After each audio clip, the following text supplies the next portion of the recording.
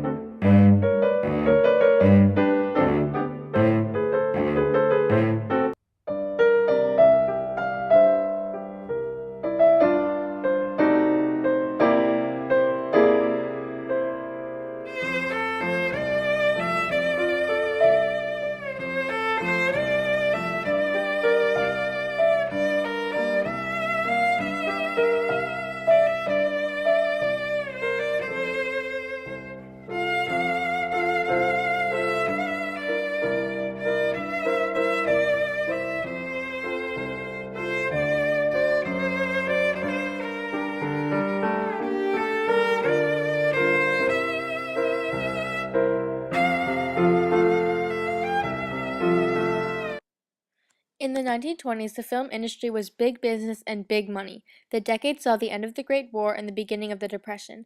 However, the film industry was not affected by the crash in the late 1920s. Major film studios emerged, and the biggest were known as the Big Five. These included Warner Brothers, Famous Players, RKO, MGM, and 20th Century Fox. The Big Five studios had huge studios with elaborate sets. They distributed their films to a network of studio-owned first-run theaters in urban areas, which charged high prices and drew large audiences. Smaller studios such as Universal, United Artists, and Columbia Pictures, also known as Little Three, began to compete during this decade. Let's see if our Charlie Chaplin character can borrow some money to make his own movies.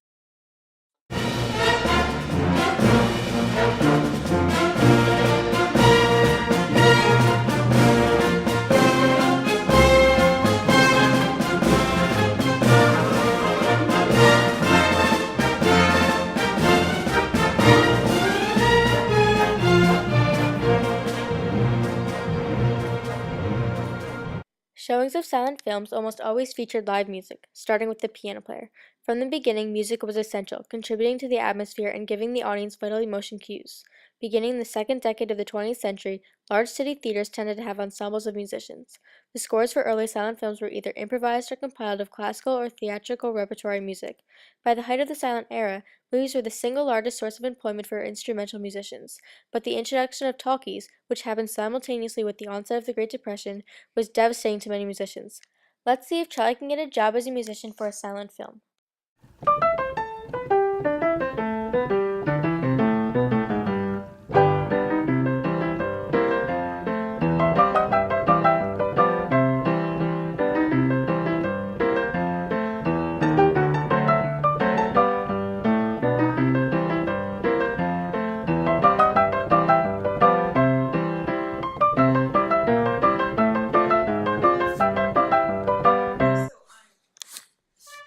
The end of the decade brought sound and color to film. ultimately killing this silent movie era.